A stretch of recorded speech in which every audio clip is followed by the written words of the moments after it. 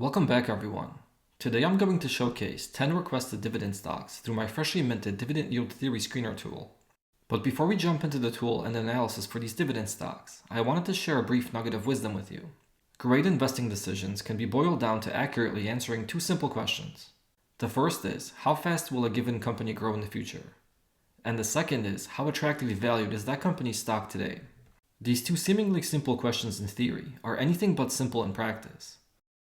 But I believe success in investing is highly correlated with how accurately you can predict these two metrics for any given stock. Average investors and Wall Street gurus alike make these predictions every day and cast their votes with real capital. Sometimes they get it right, and other times they utterly fail. These daily predictions also dictate short-term fluctuations of stock prices.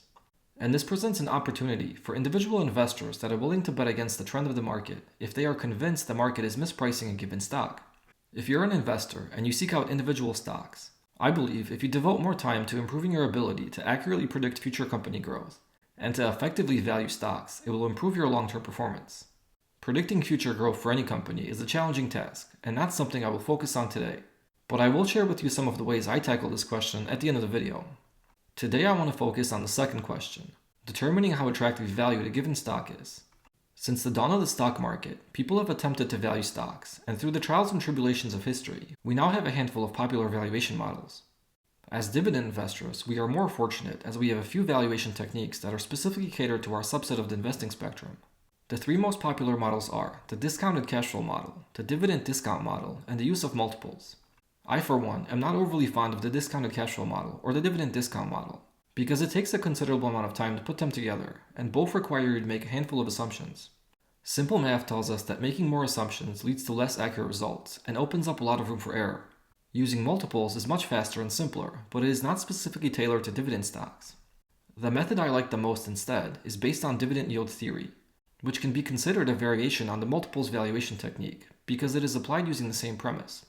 With a multiples valuation model, we compare the current multiple for a stock to a fair value multiple to gauge how attractively valued it is. With dividend yield theory, we substitute the current dividend yield for the current multiple, and the trailing dividend yield for the fair multiple, and the measure of valuation stays the same.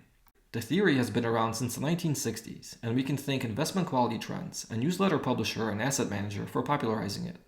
IQT has been successfully using dividend yield theory as its main strategy, and documenting this investing concept for many decades.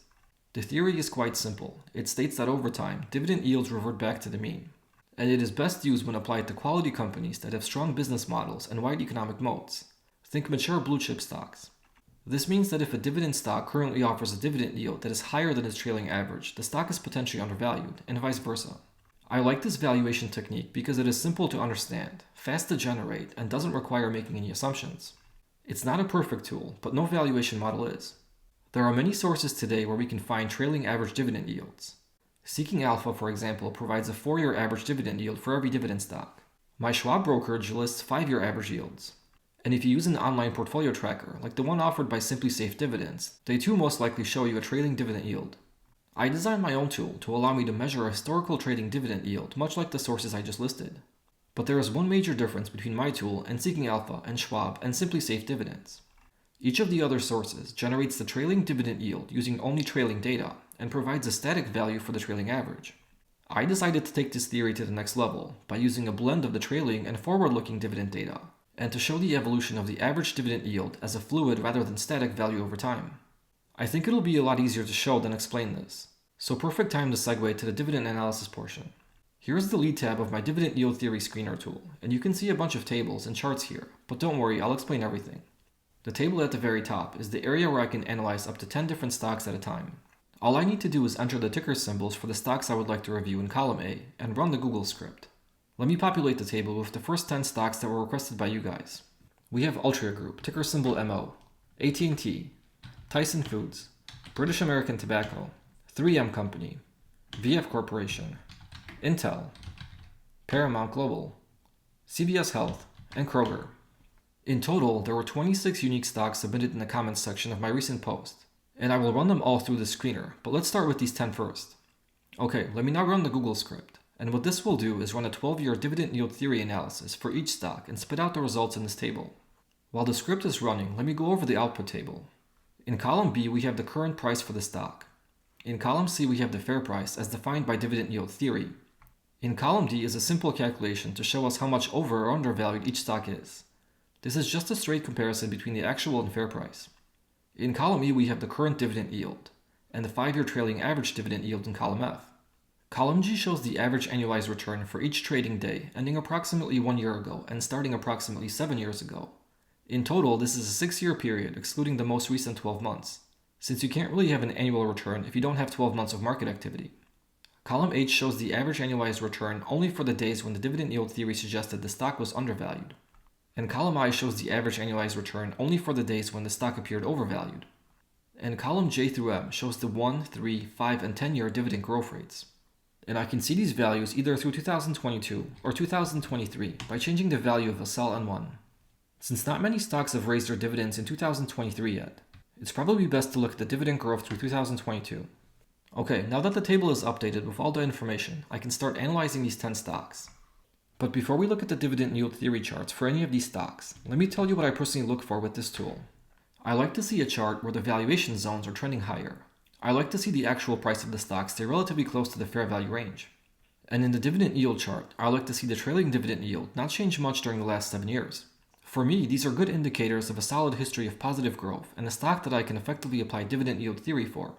Not all of the 26 stocks that I will look at today will have pretty charts and solid histories, but these are the stocks you wanted to see. And keep in mind, just because a given stock doesn't fit my specific criteria, doesn't mean that it's a bad investment for you. I don't know what your main goal is, and therefore I don't want to pass judgment on what you consider to be a good investment. I'll give you my biased opinion from my view of seeking growth and a strong history of consistency. Alright, so let's take a look at the chosen stocks one by one. First up is Altria Group, and we can see that dividend yield theory suggests it's about 10% undervalued right now. It has a pretty good dividend yield right now of 7.93%. The average daily return during our test window is pretty weak at 4.81%, but we can see that dividend yield theory would have improved this return slightly to 7.14%, and also potentially helped us to avoid a worse return. Let's pull up the dividend yield theory chart for Altria Group to see if we can get more insight. It's not the best looking chart, as we can see a downward trend for the valuation zones over the last 5 years or so. The actual price is also not favorable, as it's been trending lower for the past 6 or 7 years now. If we look at the historical dividend yield chart, we can see that the trailing dividend yield has trended much higher during the last 7 years, from a low of about 4.2% in 2018 to slightly above 7% today. This is certainly not a good indication of consistency for the company.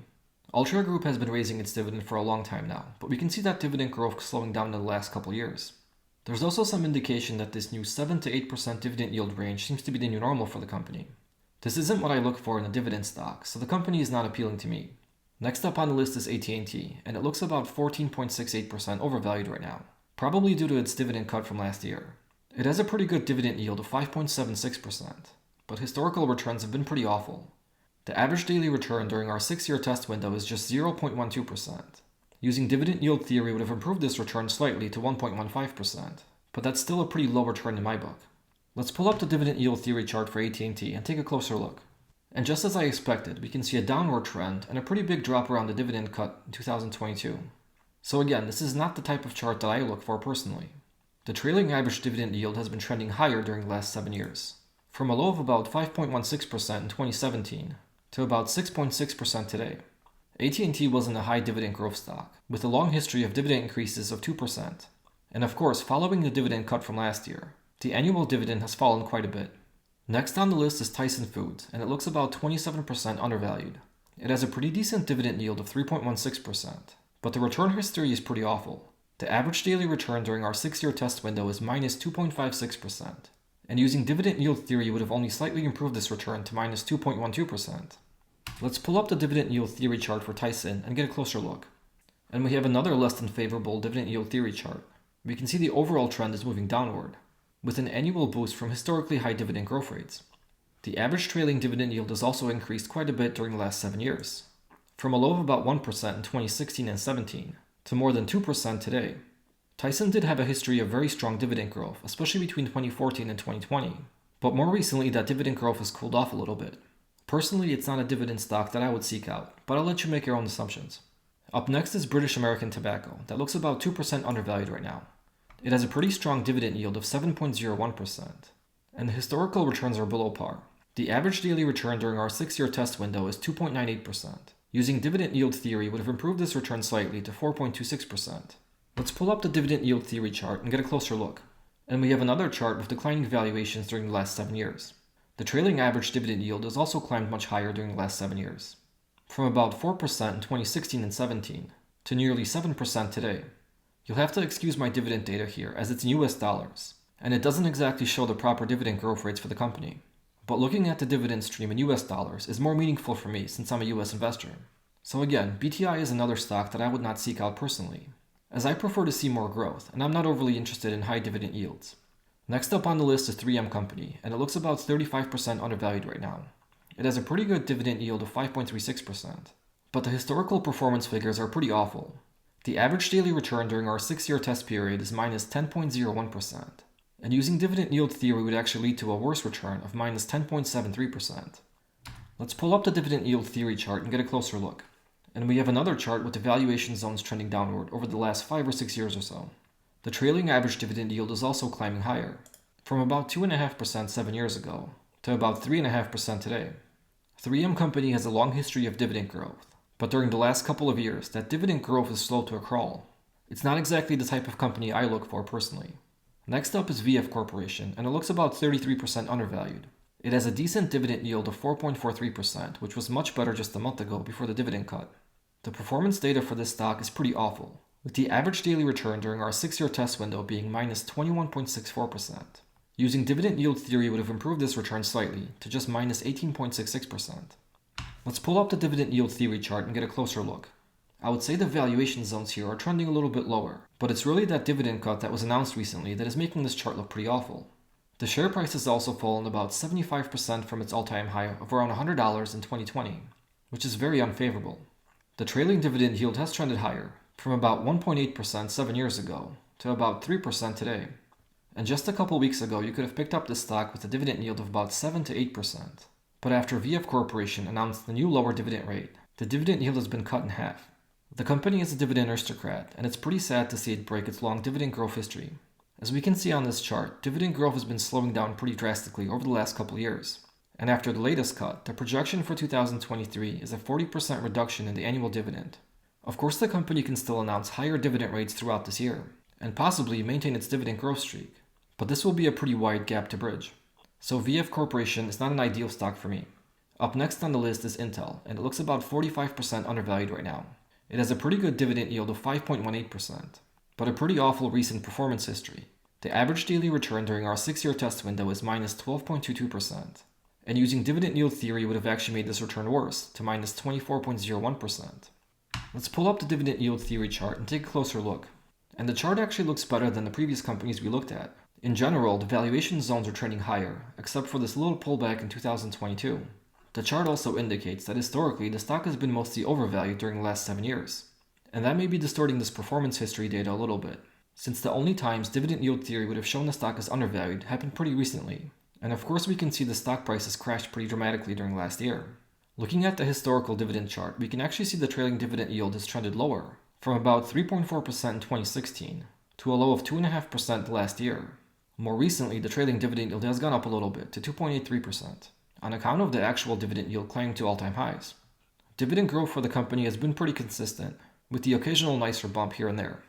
I actually personally like Intel stock, and if you can make a good case for growth in the future, this might be a good time to invest. Up next on the list is Paramount Global, and it looks about 33.5% undervalued right now. It has a pretty good dividend yield of 4.09%, but a pretty awful recent performance history. The average daily return in our 6-year test window is minus 12.92%. Using dividend yield theory would have improved this return slightly. Let's pull up the dividend yield theory chart and take a closer look. So it's not the best looking chart, with the valuation zones trending lower.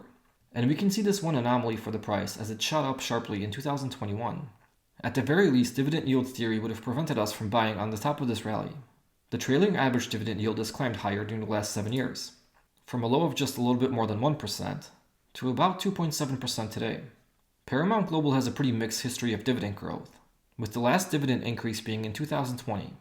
It's definitely not a stock that I find appealing. Up next is CVS Health, that looks just slightly overvalued. It has an average dividend yield of 2.75%, and the performance data on this test actually looks a little bit more reasonable. The average daily return during the 6-year test window is 7.69%. And using dividend yield theory would have improved this return slightly to 8.71%. Let's pull up the chart and take a closer look. So again, this isn't the ideal chart that I look for, with the valuation zones trending lower during the first 5 years. But we can see some signs of improvement with the last 2 years trending a little bit higher. The trailing average dividend yield has also trended much higher during the last 7 years, from about 1.5% in 2016 to about 2.8% today. CVS Health resumed dividend increases in 2022, which was a good sign, following 4 years of no dividend increases. It's not a stock that I have on my watch list, and dividend yield theory suggests that the stock may be a little bit overvalued right now. Up next is Kroger, that looks about 12% undervalued. It has a decent dividend yield of 2.37%, and the best performance history of these 10 stocks. The average daily return during our 6-year test window is 11.80%, and using dividend yield theory would have improved this return to 14.36%. Let's pull up the chart and take a look. And finally, we have a pretty decent looking dividend yield theory chart, with all of the valuation zones generally trending higher. The trailing average dividend yield has trended higher during the last 7 years, which is not favorable. It bottomed out at about 1.5% in 2017 and 18, and currently sits just north of 2%. Kroger has a very good and consistent history of dividend growth, and it seems to be keeping that streak going, with the 2023 annual dividend projected to be 10% over the 2022 dividend. So this is the first company out of these 10 stocks that I would actually put on my watch list. And if my assumptions about future company growth would be favorable, I would likely initiate a position in Kroger right now. Let's pull up the next 10 companies that you guys requested. First we have A.O. Smith, Air Products and Chemicals, Celanese, Comcast, Enterprise Products and Partners, Magellan Midstream Partners, Kimberly Clark, Exxon Mobil, W.P. Carey, and Proctor Gamble. And let's crunch the data. Okay, the Google script is finished running and we can see the output table populated here. Let's start with A.O. Smith, that looks about 0.5% undervalued right now. It has a pretty low dividend yield of just 1.77%, but pretty good performance numbers. The average daily return during our 6-year test window is 7.35%, and using dividend yield theory would have boosted this return to about 10.02%. Let's take a look at the actual dividend yield theory chart. And it's a pretty decent looking chart, with the valuation zones generally trending higher, although the last 5 years could be called kind of flat. The actual price did move away from the fair value zone, especially in this window here of 2019 to 2021.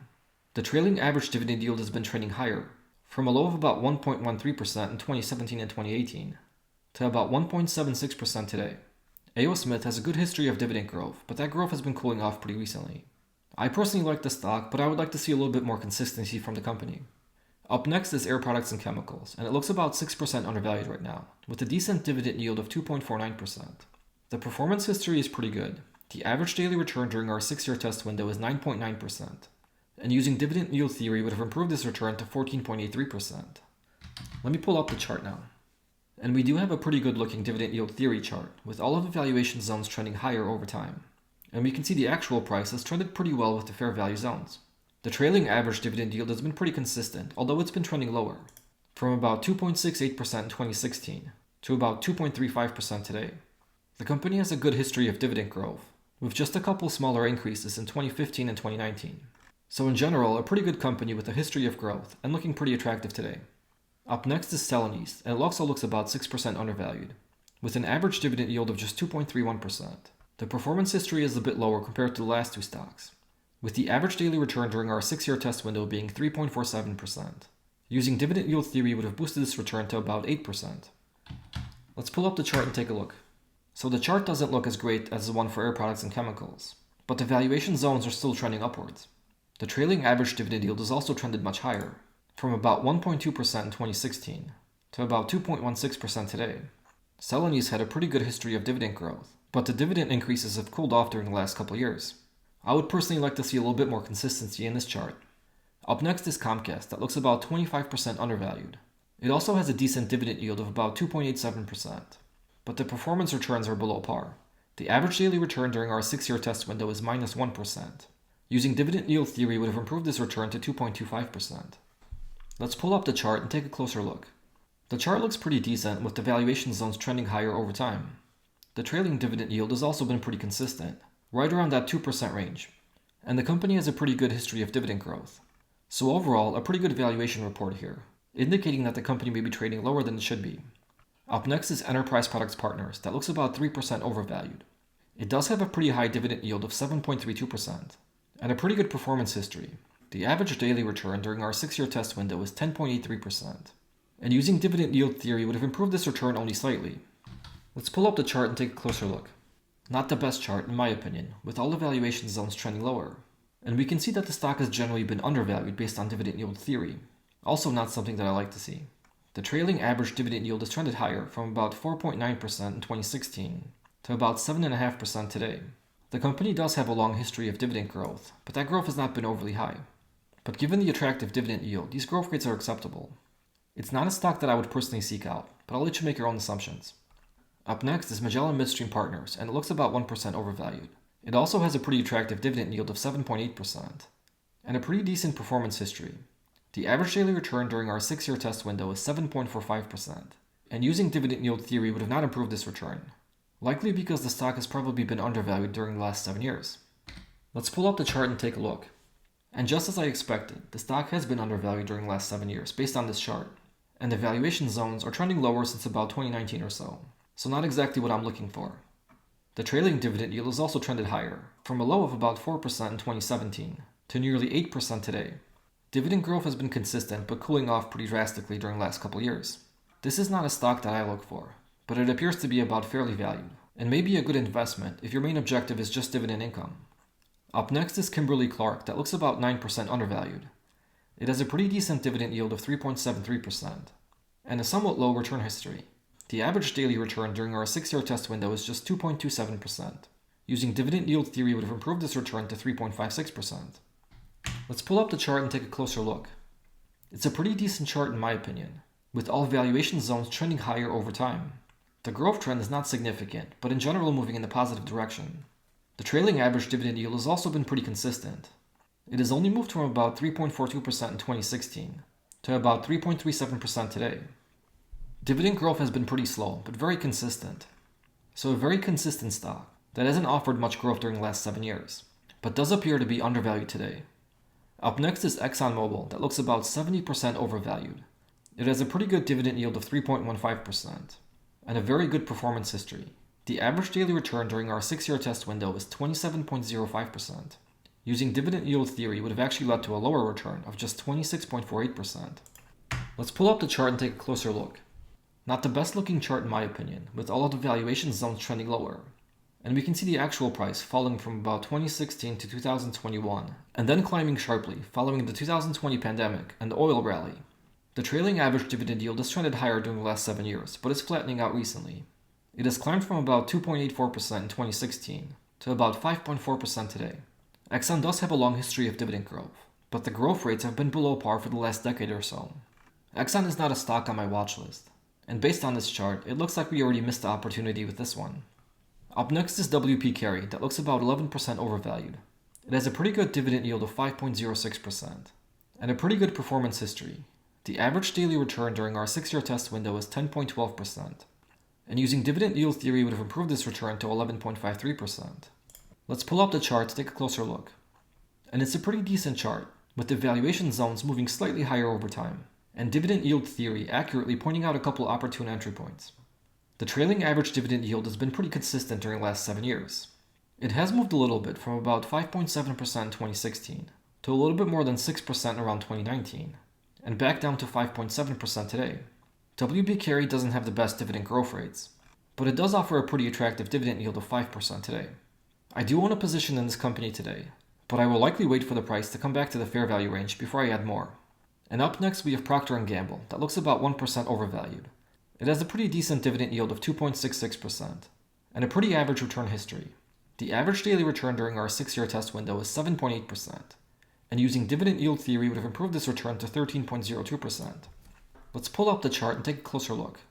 A pretty good looking chart in my opinion, although it looks like there weren't very many opportunities to invest in the stock recently, based on dividend yield theory.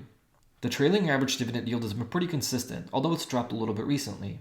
It sat above 3% from 2016 all the way to 2020, and more recently dropped to about 2.7%. Dividend growth for Procter & Gamble has cooled off quite a bit since its heyday, but the company has still been consistently offering capital appreciation. Procter & Gamble is a position in my portfolio, but I haven't added more money to it recently. Alright, let me pull up the last 6 companies that you guys requested. Pfizer, T. Rowe Price Group, Pepsi, Johnson & Johnson, Realty Income, and Home Depot. And I'm going to run through these 6 a little bit quicker. So Pfizer looks about 4% undervalued. It has a pretty good dividend yield of 3.82% and a pretty good performance history. The average daily return during our 6-year test window is 7.36%, and using dividend yield theory would have improved this return to 9.95%. Let's pull up the dividend yield theory chart and take a closer look. So a pretty good looking chart in my opinion, with all the valuation zones trending higher over time. The trailing average dividend yield has been pretty consistent as well. Dividend growth for Pfizer has been slowing down during the last decade or so. I generally like the stock, and it does look attractively valued right now. Up next is TROW price group that looks about 29% undervalued. It has a pretty good dividend yield of 4.1%, but a pretty poor performance history. The average daily return during our 6-year test window is just 0.98%. However, using dividend yield theory would have improved this return to 8.33%. Let me pull up the chart and take a closer look. Pretty good looking chart in my opinion, except we can see a little bit of a downward trend forming here in the last 2 years, following the large price decline in 2022. It'll be interesting to see how this evolves in the future. The trailing dividend yield has climbed higher during the last 7 years, from a low of 2.3% in 2016 to a high of about 2.85% in 2020, then dipping to a low of 2.68% in 2022, and climbing higher again recently to about 2.91%. TROW price group does have a strong history of dividend growth, although the most recent dividend announcement came in way below par. I like this company, and it's the biggest position in my portfolio right now. Up next is Pepsi that looks about 11.5% overvalued. It has a pretty good dividend yield of 2.62% and a pretty strong performance history. The average daily return during our 6-year test window is 11.7%, and using dividend yield theory would have improved this return to about 13.28%. Let me pull up the chart now. So a very good looking dividend yield theory chart for Pepsi here, with all of the valuation zones trending higher over time. The company has seemed a little expensive during the last year or two, as it hasn't really been impacted by the 2022 market crash. Pepsi does have a pretty flat trailing dividend yield, hovering right around that 3% range. It also has a pretty good history of dividend growth, and of course my data here isn't reflective of the recently announced 10% dividend increase. I do own Pepsi in my portfolio, but I'm holding off on adding more to the stock as it does seem a little bit overvalued right now. Up next is Johnson & Johnson, and it looks about 6% undervalued. It has a pretty good dividend yield of 2.86%, and a pretty average return history. The average daily return during our 6-year test window is just 5.23%. Using dividend yield theory would have improved this return to 7.59%. Let me pull up the chart and take a closer look. So a very strong dividend yield theory chart for Johnson & Johnson here, with all of the valuation zones trending higher.